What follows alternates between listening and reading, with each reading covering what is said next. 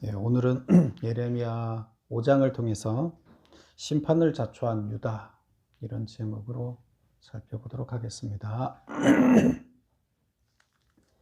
여러분, 심판을 왜 받죠? 하나님이 왜 심판을 하시죠? 심판을 왜 한다 그랬어요? 우리를 구원하기 위해서 심판을 한다 그랬죠. 그 구원하려면 어떻게 구원을 받아요? 우리한테 죄가 묻어 있는데, 우리의 삶에 죄가 묻어 있는 거죠. 그 죄를 떨쳐 버려야 돼요. 그래서 묻어 있는 죄를 떨쳐 버리고 정금으로 우리를 만들어내야 되는 거죠. 그렇죠? 우리가 막 다른 걸로, 더러운 걸로 잔뜩 묻어 있어서 이것을 어떻게 쓸 수가 없어요. 그래서 정결한 나라 거룩한 성읍에 이걸 들여보낼 수가 없어요. 그러면 들여보내기 위해서는 이 죄를 싹 떨어버리고 깨끗하게 만들어야 정금으로 만들어진 성에 우리를 정금을 들여보낼 수가 있어요.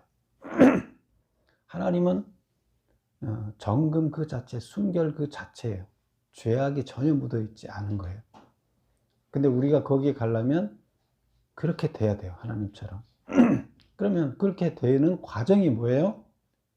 그게 심판이라는 과정입니다. 그래서 심판이라는 과정을 통해서 우리한테 묻어 있는 죄악을 떨쳐내야 돼요. 그래야 우리가 들어갈 수 있어요. 그럼 심판은 반드시 우리를 구원에 이르게 하는 한 과정인 것이에요. 그렇죠? 그 심판이 없다 그러면 우리가 깨끗하게 산다 그러면 심판 그 과정이 없어도 되겠죠. 근데 우리가 이 더럽혀진 이 세상에 살면서 깨끗하게만 살 수가 있습니까? 전혀 때가 묻지 않으며 살 수가 있을까요? 원칙대로 살면 가능하죠. 그런데 우리들이 생각이라는 게 있고, 우리들이 전혀 하나님이 원하는 생각대로만 살면 되는데, 우리가 그렇지 않은 생각으로 살아가다 사는 경우가 많기 때문에 우리는 죄를 묻히고 살 수밖에 없는 거예요. 그래서 심판이란 과정은 반드시 필요하다. 그런데 이스라엘 백성들은 그 심판의 과정이 심판을 받으면서 깨끗해지면 좋은데, 그 과정을 넘어서 깨끗하게 하다 보니까 하나도 쓸모가 없게 되는 거예요. 워낙 죄가 많아서 그것을 정결 작업을 하다 보니까 이거를 다 버려야 되는 상황이 되는 거예요.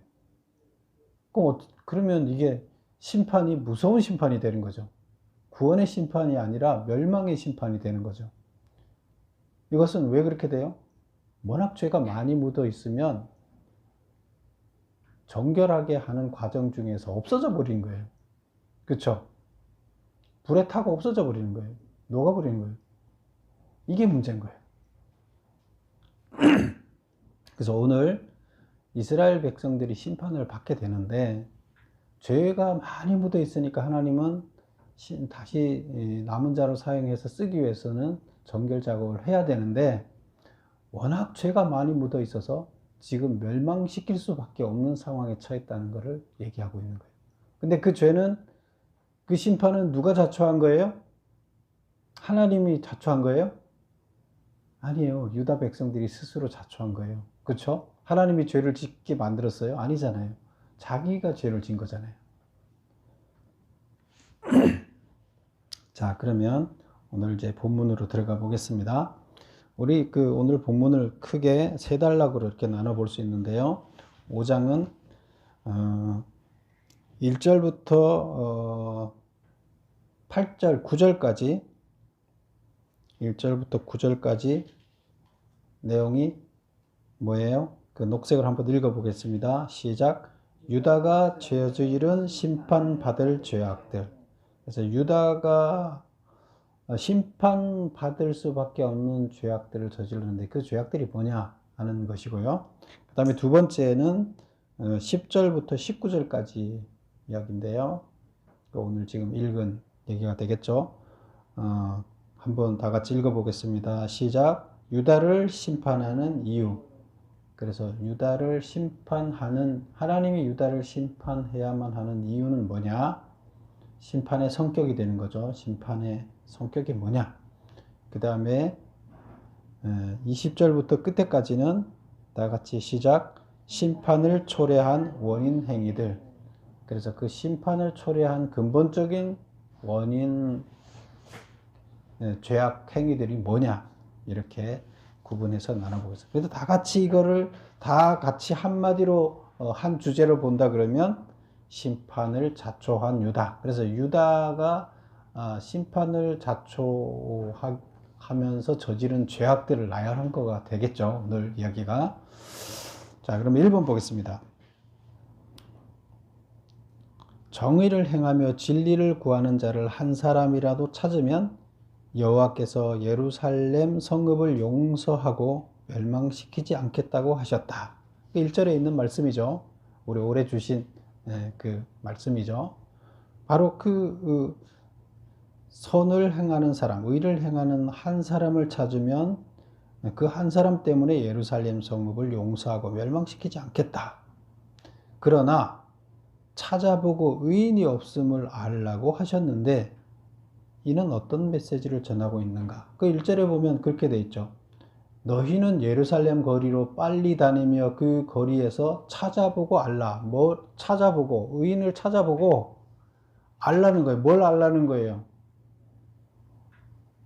찾아보고 나서 뭘 알게 될까요? 의인이 없다는 것을 알게 된다는 거죠. 그렇죠?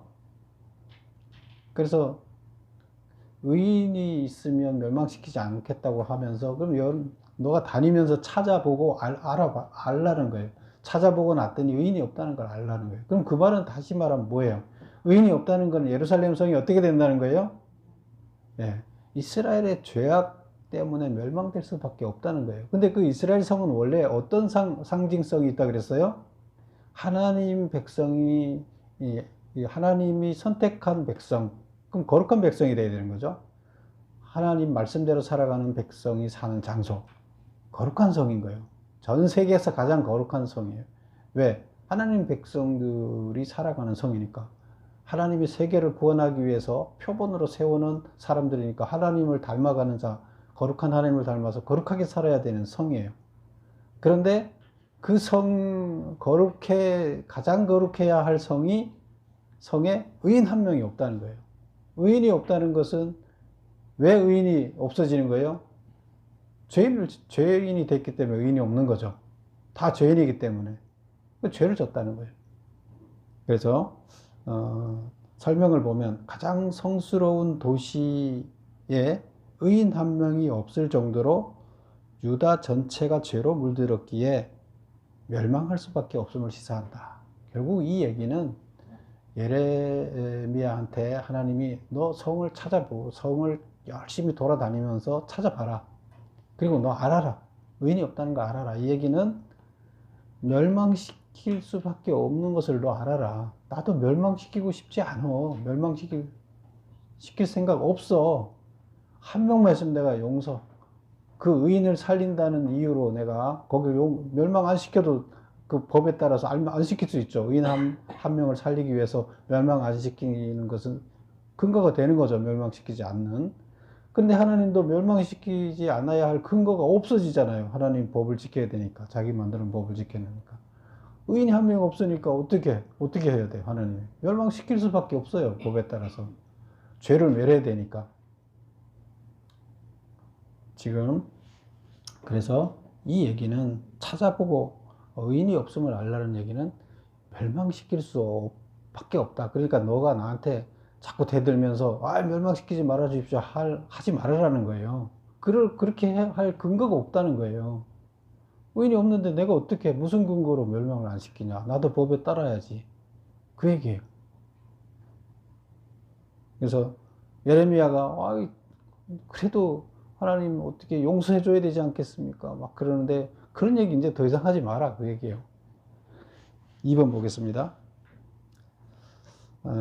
사자를 통해 이스라엘을 멸할 수밖에 없는 이유는 허물이 많고 반역함이 심하기 때문이라고 했다.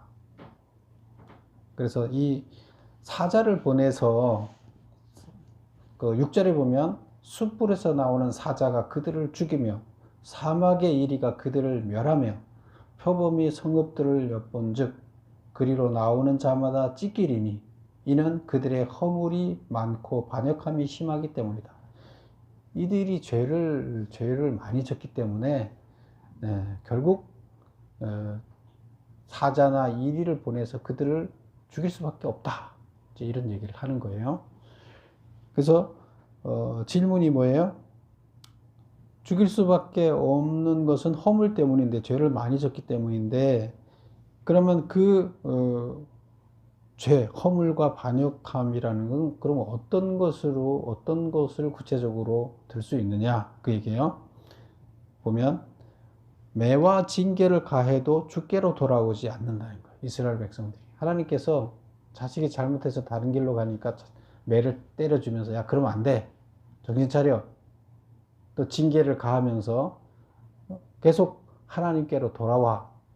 그렇게 얘기를 하는데 하나님 법대로 살아. 얘기를 하는데 말을 안 들어요.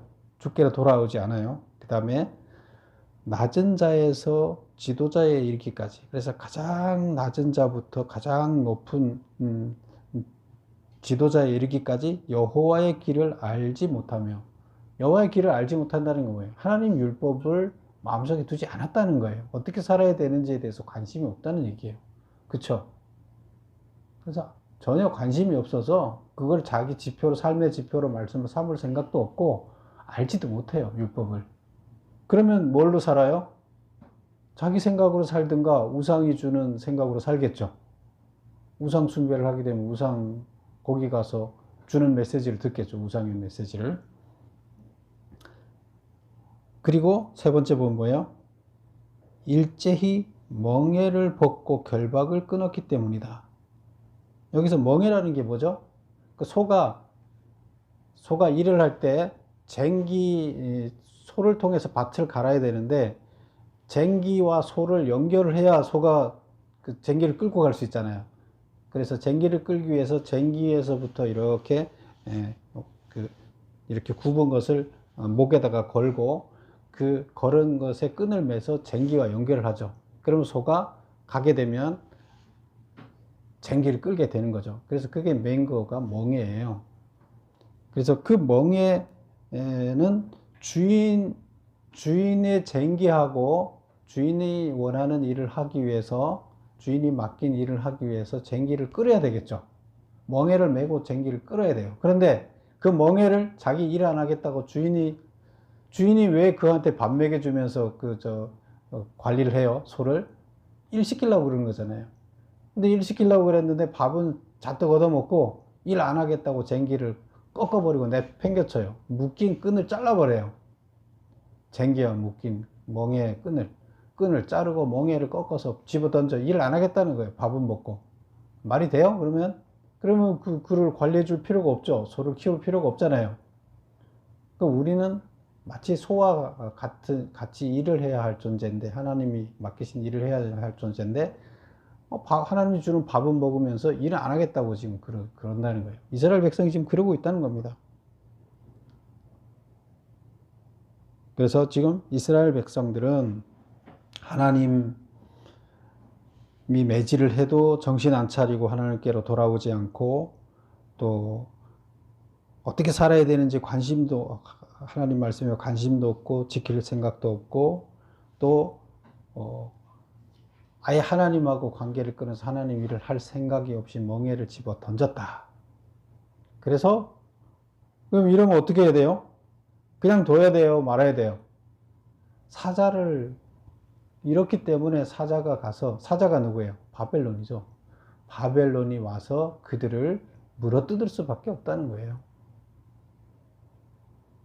그래서 스스로 지금 사자밥이 될 수밖에 없게끔 바벨론이 와서 그들을 쳐부술 수밖에 없는 죄를 저질렀다. 이런 얘기가 되겠습니다.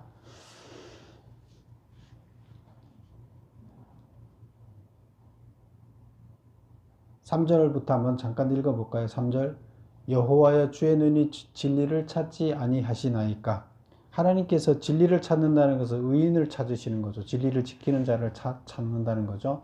그런데 주께서 그들을 치셨을지라도 의인이 없으니까 이제 의인이 되라고 그 백성들을 매를 댔다는 거죠. 매를 대서 쳤을지라도 그들이 아픈 줄을 알지 못하며 그들을 멸하셨을지라도 그들이 징계를 받지 않으며 매를 대거나 징계를 대도 그들은 징계도 받으려고 하지도 않고 매도 맞으려고 하지도 않는다는 거죠. 그리고 그들의 얼굴을 바위보다 굳게 하여 돌아오기를 싫어한다. 인상 팍 쓰고 돌아오라 하니까 전혀 돌아올 생각이 없다. 이렇게 표현을 하고 있죠. 내가 말하기를 이 무리는 비천하고 어리석은 것뿐이라. 내가 누구예요? 예레미야가 말한다. 예레미야가 말하기를 이 무리는 비천하고 어리석은 것뿐이라 여호와의 길 자기 하나님의 법을 알지 못한다. 그래서 이 무리들은 이스라엘 백성들이 이게 천해 갖고 너무 이게 낮아서 좀 무식해서 좀 지식이 없어서 어리석어서 하나님의 법대로 사는 것을 모른다. 그래서 이 낮은 자여서 모르니까 천한 자여서 5절에 보면 내가 지도자들한테 가서 그러면 이제 천한 자가 아닌 지도자들한테 가서 말을 해보겠다. 내가 지도자에게 가서 그들에게 말하리라. 그들은 여호와의 길 자기 하나님의 법을 안다고 하였더니 그들은 그 하나님이 어떻게 살으라고 하는지를 자기를 안다고 하니까 그 안다고 하는 지도자들을 찾아가 보겠다. 그랬더니 그들도 일제히 멍에를 꺾고 결박을 끄는지라. 그래서 지도자들한테 찾아갔더니 지도자들도 어땠다는 거예요? 안다고 하지만 하나님 일을 안 하겠다고 한다는 거예요. 그래서 이게 뭐예요?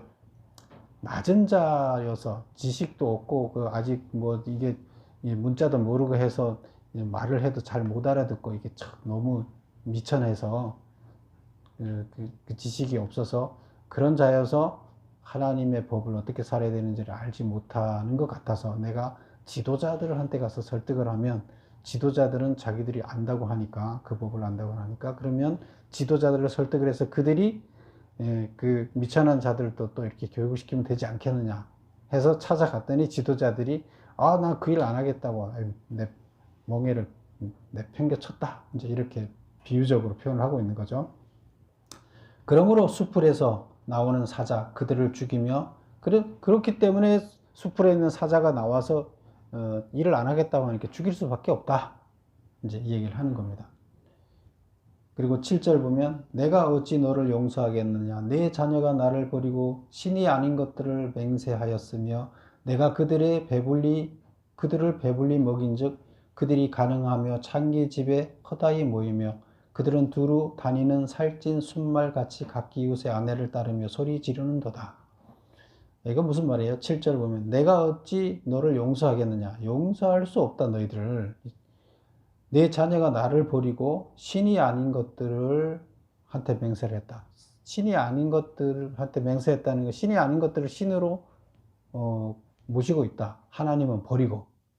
그래서 이거는 마치 뭐와 같아? 창기.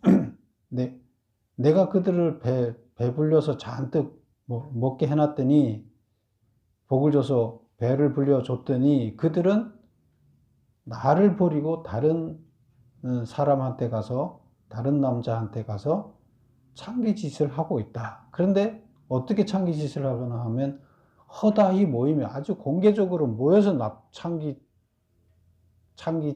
찾아간다는 거예요. 그냥 창피한 일이잖아요. 창기를. 그럼 조용히 몰래 가야 되는데 그것도 아니라 아예 대놓고 단체로 그냥 공개적으로 다니면서 우상을 섬긴다. 이런 얘기예요.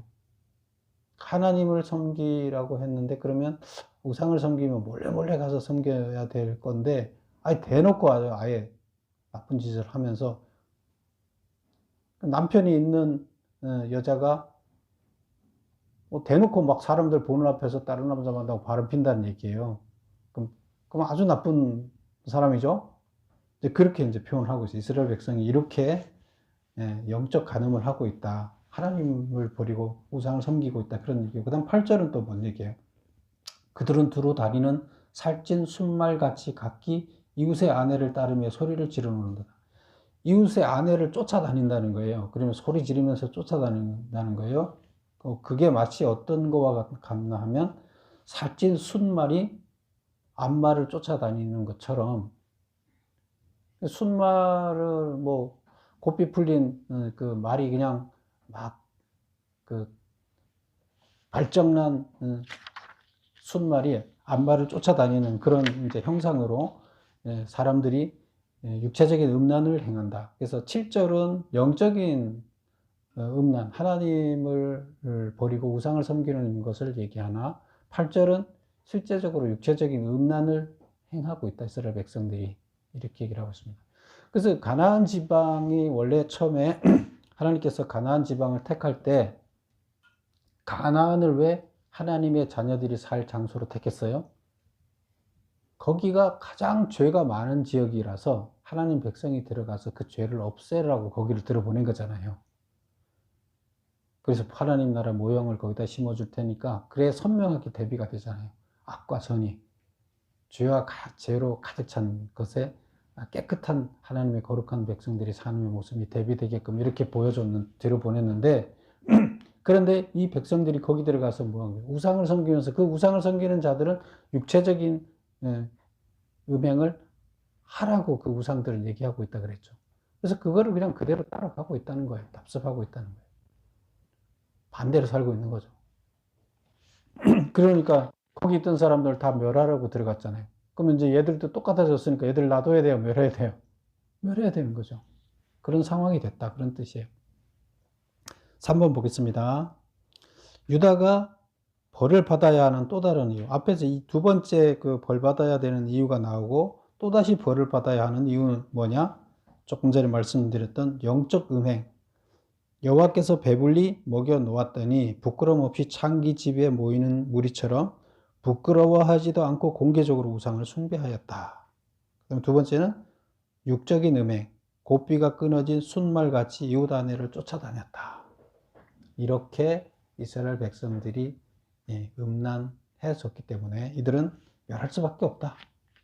가나안 땅에 있는 백성들을 쫓아내고 이들이 들어가서 거기를 자리를 차지한 것도 그들이 음란했기 때문에 그랬는데 이들이 똑같이 그 짓을 따르고 있다. 그래서 멸할 수밖에 없다.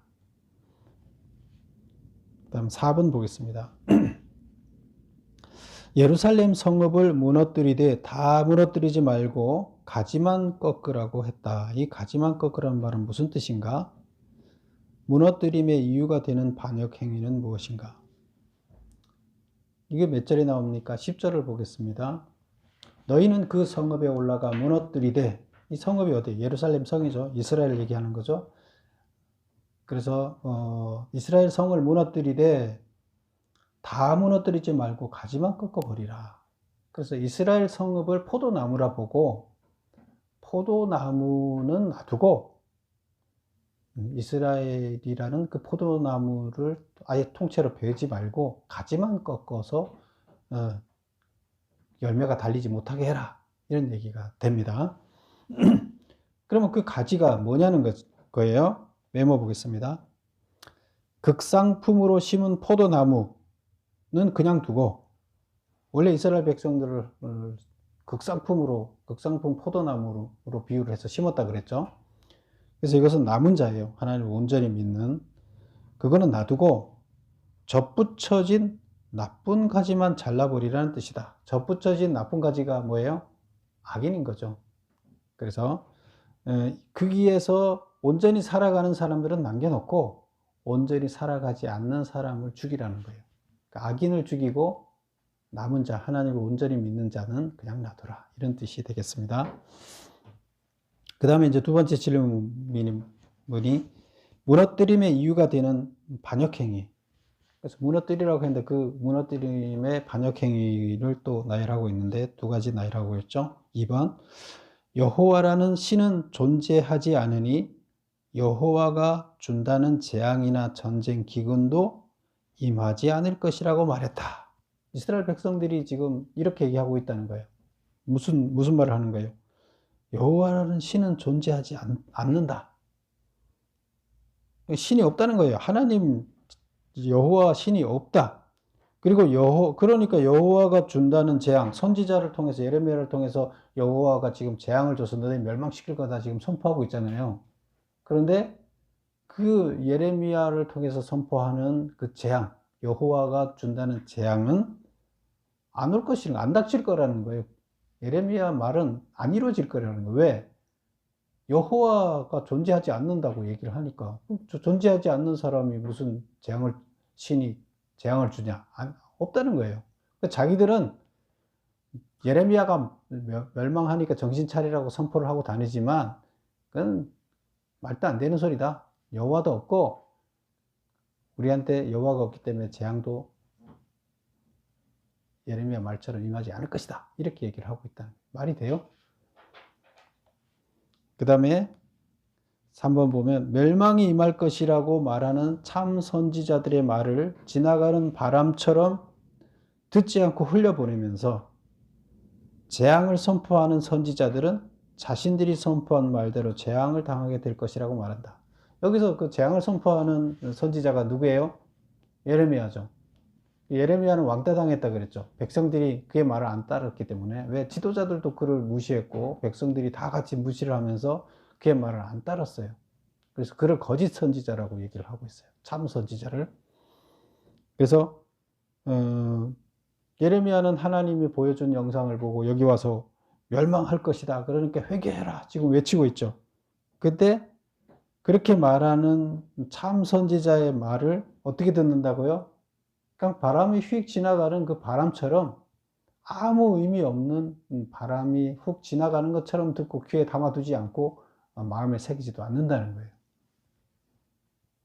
그래서 그러면서 또 어떻게 생각하느냐 하면 재앙을 선포하는 선지자, 저 예레미야는 자기가 선포한 말, 멸망을 받을 것이다 하는 그 자기 말에 구속돼서 그 선지자는 멸망할 거라는 거예요. 자기들은, 이스라엘 백성들은 멸망하지 않고 그 말을 선포하는 선지자는 지 말대로 될 거다. 이렇게 지금 얘기를 한다는 겁니다. 이 표현이 어디 있느냐? 13절을 보겠습니다. 13절이 좀 어려운데요. 그래서 제가 그렇게 설명을 해놨습니다. 13절 보세요. 선지자들은 바람이라. 선지자들은, 지금 선지자들이라는 것은 올바르게 복음을 전하는 참 선지자들은 지나가는 바람과 같다고 이렇게 이들이 말한다는 거예요. 말씀이 그들의 속에 있지 아니하므로, 그럼 지나가는 바람이기 때문에 그들은, 진짜 선지자들을, 백성들은 그들 속에 하나님이 전하는 메시지가 없다고 생각하는 거예요. 그들 속에 있지 아니한 즉, 말씀이 그들 속에 없다는 거예요. 그런즉 그같이 그들이 당하리라. 그들이 말한 것처럼 거짓말을 하는 거니까 그 거짓말에 하는 그 죄로 그들이 망할 거라는 선포하는 그것을 우리한테 임하지 않고 자기 자신한테만, 거짓말을 하는 선지자한테만 임할 거다. 이렇게 예레미야, 너가 말한 대로 망할 거야. 우리는 안 망할 거야. 이 얘기죠. 그래서 이게 좀 해석이 이상하게 돼 있는데 그런 뜻입니다. 그래서 예레미야가 망한다고 선포를 했지만 그들은 전혀 그걸 듣지도 않고 그냥 흘려보냈고 새기지 않았다는 거죠. 그리고 저 예레미야 저놈만 망할 거야. 이렇게 얘기를 했다는 겁니다. 그래서 하나님 볼 때는 이게 뭐예요? 하나님이 보낸 그 사자, 하나님의 참 선지자의 말을 전혀 듣지 않으니까 이들은 망할 수밖에 없는 거죠. 그래서 심판을 받아야 할 이유가 되는 거죠, 이것들이. 그 다음 5번 보겠습니다. 먼 곳에서 한 나라를 불러 예루살렘을 멸망시키겠다고 하셨다. 그래서 먼 곳에서 한 나라를 불러, 그 한 나라가 뭐예요? 바벨론이죠. 바벨론을 불러서 예루살렘을 멸망시키겠다고 하셨다. 그때에도 내가 너희를 진멸하지는 아니하리라. 이렇게 얘기를 했는데 이 말이 무슨 뜻이냐? 이게 이제 18절에 있죠. 18절 여호와의 말씀이니라 그때도 내가 너희를 진멸하지는 않겠다. 그래서 14절부터 이제 쭉 가는 얘기가 뭐냐면 너희를 이제 멸망시킬 수밖에 없다. 바벨론을 불러서 너희들을 멸망시키겠다 하는 얘기를 하고 나서, 그런데 18절 그때에도 내가 너희를 진멸하지는 않겠다. 진멸하는 것은 다할 진짜, 멸할 멸자, 완전히 멸망시키는 거죠.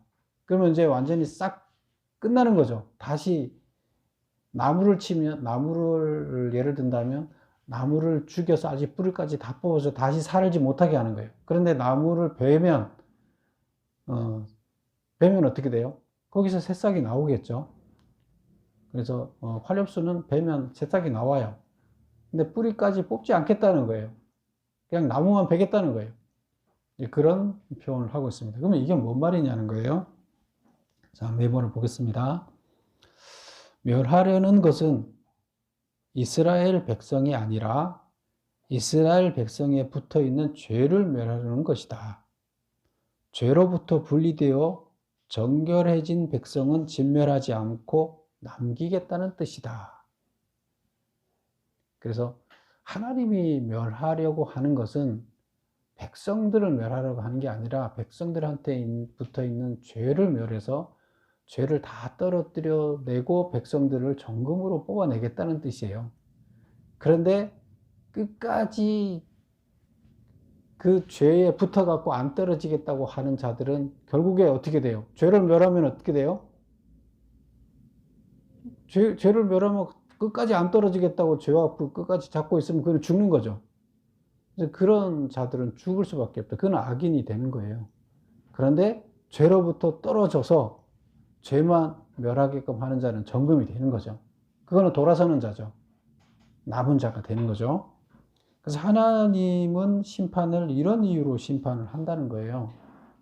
그래서 여기서 다 진멸하지 않겠다는 것은 죄로부터 떨어진 자는, 그래서 정금들은 멸하지 않겠다는 거예요. 그래서 그를 통해서 다시 하나님은 구원의 사역을 하겠다는 겁니다. 6번 보겠습니다. 멸망한 후에 이스라엘 백성들이 여호와께서 어찌하여 이 모든 일들을 우리에게 행하셨냐고 물으면 어떻게 대답하라고 하셨는가? 이 멸망한 후라는 것은 이제 바벨론이 와서 이스라엘을 다 멸망시킨 후, 그때를 얘기를 한 거죠. 그랬을 때 멸망당한 백성들이 이제 예레미야한테 묻는다는 거죠. 도대체 하나님이 왜 우리를 이렇게 쫄딱 망하게 했습니까? 하고 물을 거라는 거죠. 그러면 그때 무슨 대답을 하라는 거예요? 너희가 여호와를 버리고 너희 땅에서 이방신을 섬겼기 때문이다. 이렇게 답하라는 거예요. 결국 하나님을 따르지 않고 이방 신의 가르침을 따르고 살았기 때문이다. 그는 뭐예요? 가짜잖아요. 인간들이 만들어 놓은, 인간들의 욕망을 채우기 위해서 만들어 놓은 가짜 신, 그들을 섬겼다는 거죠. 결국 인간들을 섬겼다는 거죠. 하나님을 섬기지 않고 인간들의 욕심을 충족시켜주기 위해서 너희들이 노력했다는 그런 뜻이 되는 거죠.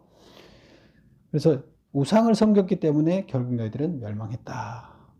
하나님께로 돌아서지 않을게 멸망했다. 이렇게 얘기를 하라는 겁니다. 그리고 이제 마지막에 나오는 이야기가 20절부터 31절까지 나오는 이야기인데, 이것은 뭐예요?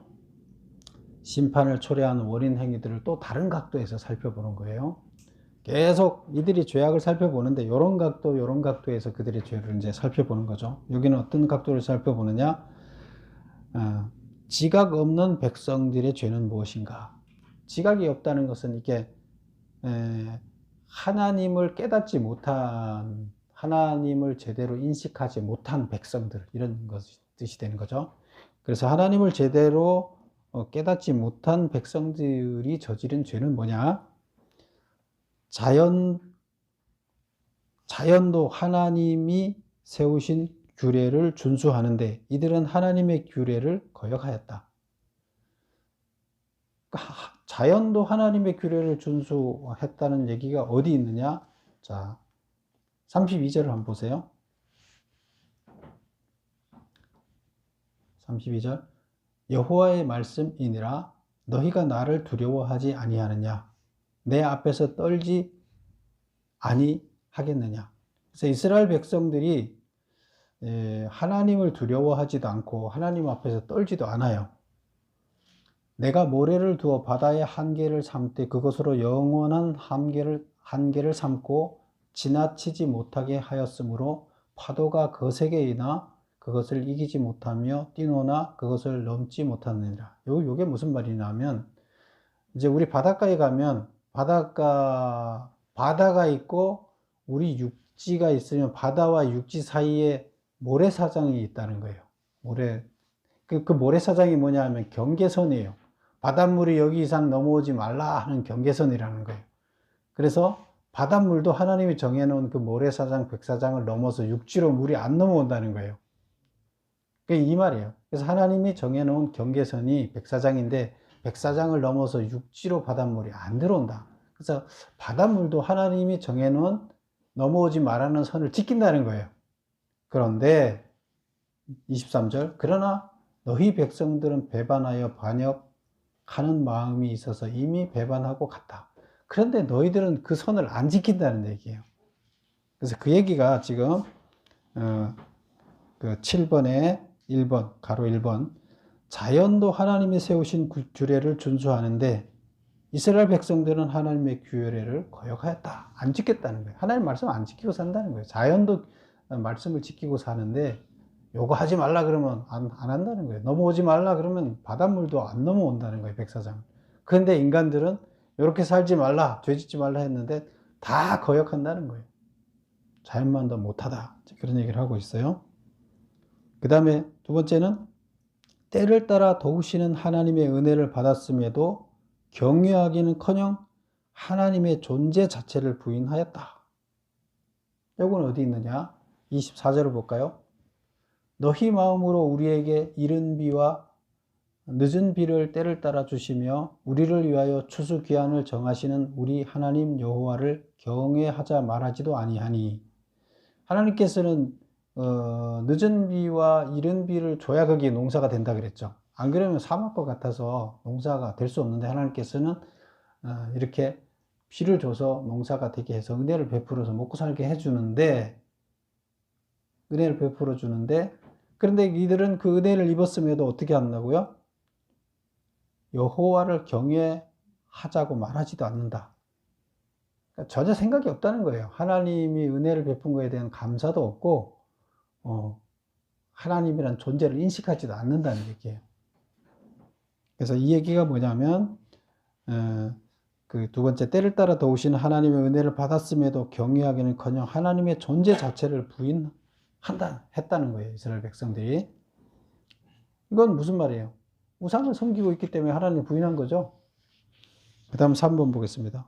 사람들을 속여 부를 축적할 뿐만 아니라 심지어 보호의 대상인 고아와 과부와 가난한 자들까지도 착취함으로 인간을 상하게 하는 데까지 이르렀다. 자, 이것은 뭐예요? 하나님께서 원하시는 일은 항상 뭐예요? 이 땅에 하나님의 자녀를 보내게 되면 어떤 이유에서건 불평등의, 경제적 불평등이, 그 다음에 지위의 불평등이 생기게 돼 있어요. 왜? 다 대통령 해먹으면 안 되잖아요. 낮은 자도 있어야 되고, 또 천한 일을 하는 자도 있어야 되고, 존귀한 일을 하는 자도 있어야 되는 거 아니에요. 그래서 그런 자들이 다 같이 어우러져서 살아가게끔 해야 이게 되는 거지. 다 종교 지도자만 있고 다 왕만 있으면 이게 돌아가겠어요? 안 되잖아요.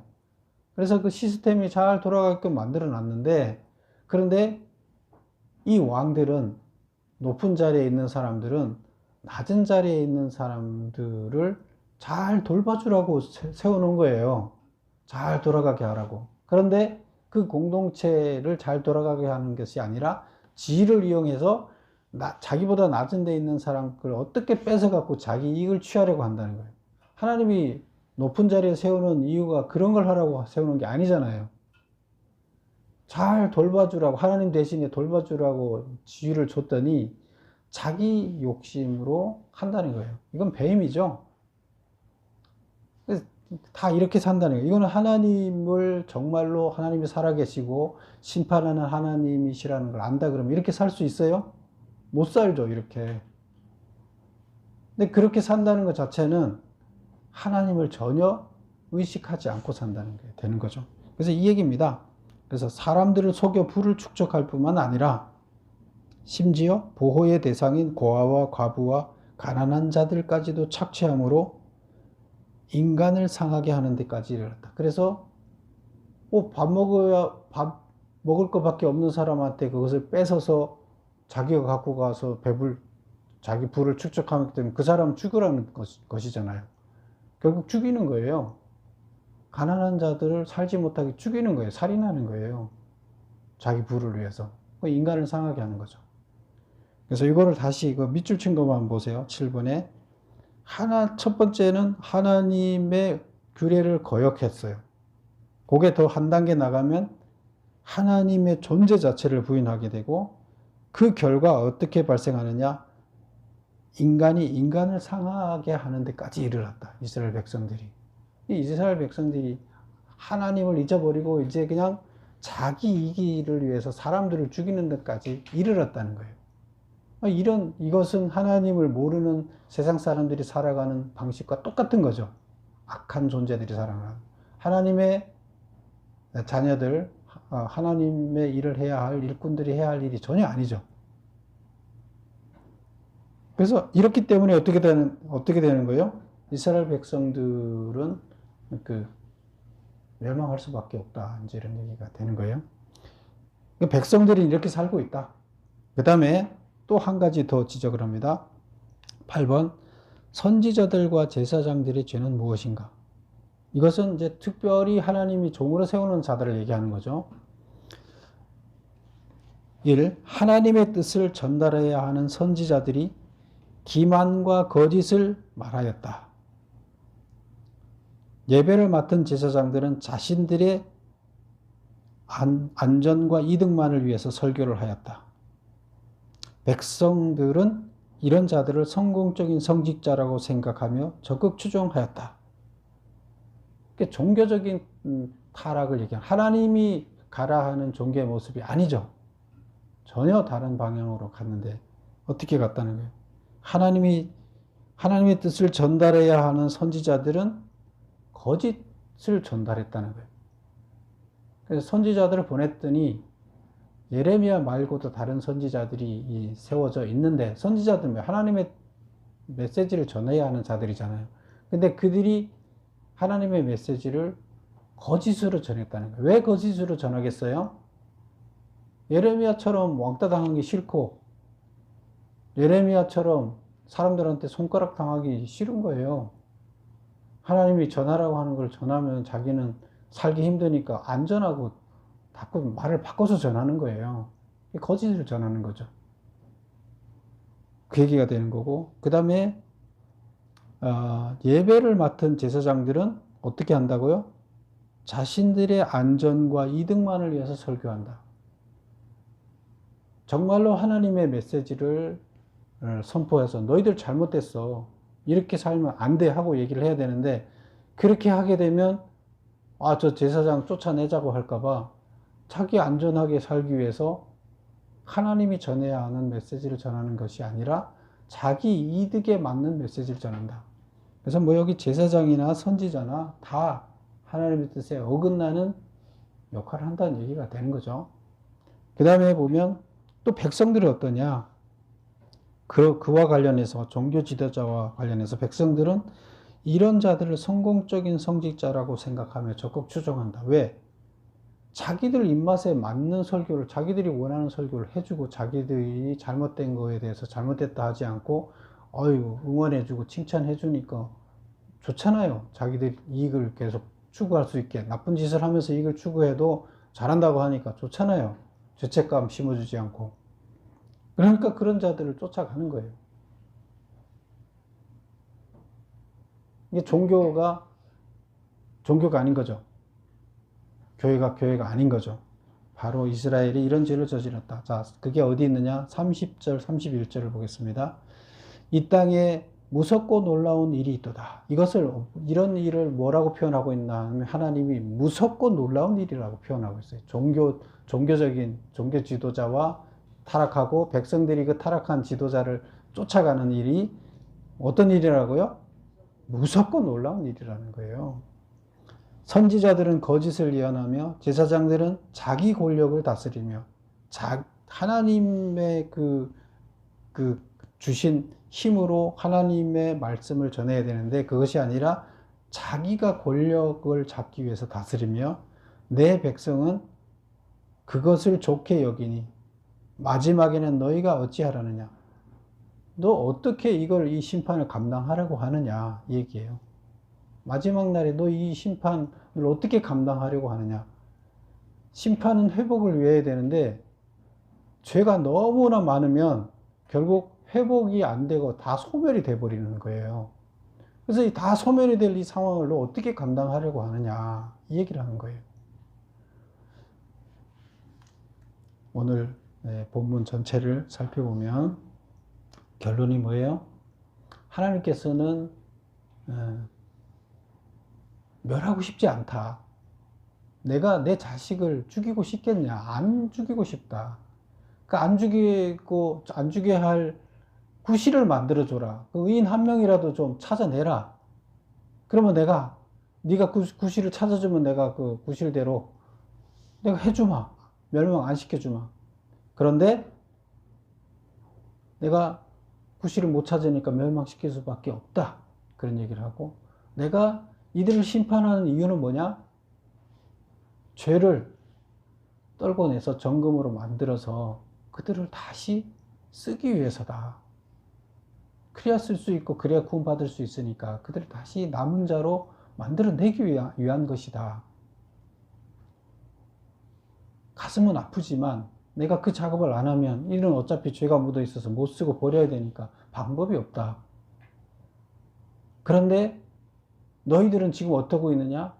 내가 메시지를 전하라고 보낸 참 선지자들의 메시지는 듣지 않고 자기들의 욕심을 채워줄 그런 자들, 거짓 메시지만 듣고 있으니 도대체 니들이 어떻게 구원을 받겠냐? 한탄하는 하나님의 말씀입니다. 오늘날 우리가 살고 있는 우리 종교인들이 살아가는 모습이나 이스라엘 백성들이 살아가는 모습이나 큰 차이가 없다고 봅니다. 그때의 메시지가 아니라 오늘날 우리의 주는 메시지인 거죠. 그래서 우리도 이 메시지를 새기고 정말로 정금 같은 자, 남은 자로 회복될 수 있어야 됩니다. 그러기 위해서는 우리들이 오늘 이 속에서 주어진 이들의 죄악을 살펴보면서 그 죄에 이들과 같은 그런 상태에 이르는 죄를 저지르지 않아야 됩니다.